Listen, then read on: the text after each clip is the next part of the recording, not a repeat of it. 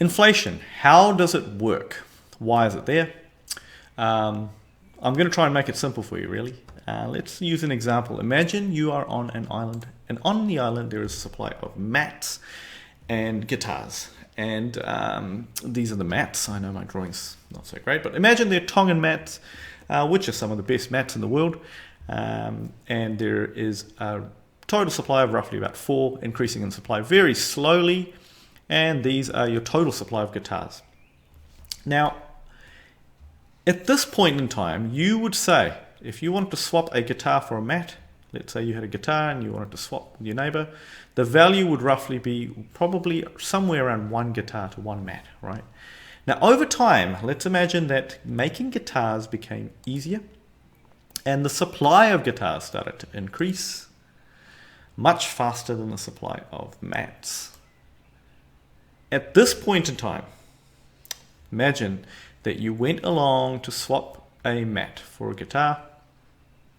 At that point, your neighbor would be like, yeah, that one guitar might not cut it. Everyone's got a guitar. The whole town is making music. So at this point, you probably would need maybe like 3 guitars to 1 mat. So the value of guitars have kind of gone downwards as the supply of guitars has increased much faster than the supply of mats. Now, money actually kind of works exactly the same way, because money is just swapping a thing for another thing, right? But that thing just happens to be money. So imagine that guitars replace that with money, and you kind of get the picture. You have a supply of money at some point, and over time, if you increase the supply of money, what you will tend to find is that the value of that money goes down. So inflation, really, what that is the loss of purchasing power. Decrease in the value of money is really inflation. So hopefully that simplifies things for you. Now, once you start to kind of think about inflation, you start to think, actually, you know what? How do you increase the supply of money? Well, that's a good question. You can either you could be the central bank and be able to actually create money, which doesn't happen very often. That's the simplest way of imagining it. Imagine if you're playing a game of Monopoly and you take the money and you photocopy some more and put it back on the board. So you could just basically print it or create it, right? Now, that does make the headlines if that happens. It doesn't happen that often. Lately, it's become more of a thing.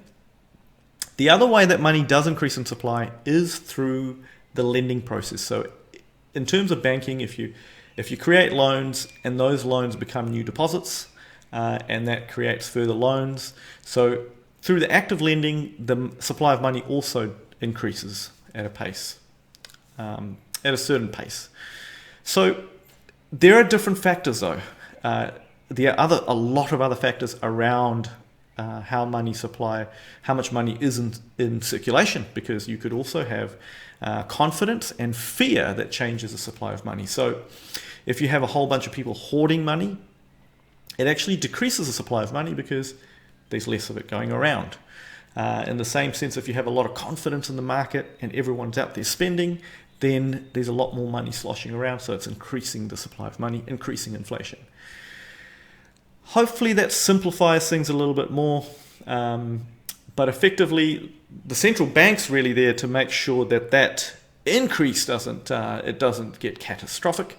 Likewise, the decrease in supply also doesn't become a problem. So yeah, hopefully that's been helpful. Thank you for watching. Hamish from Mortgages Online.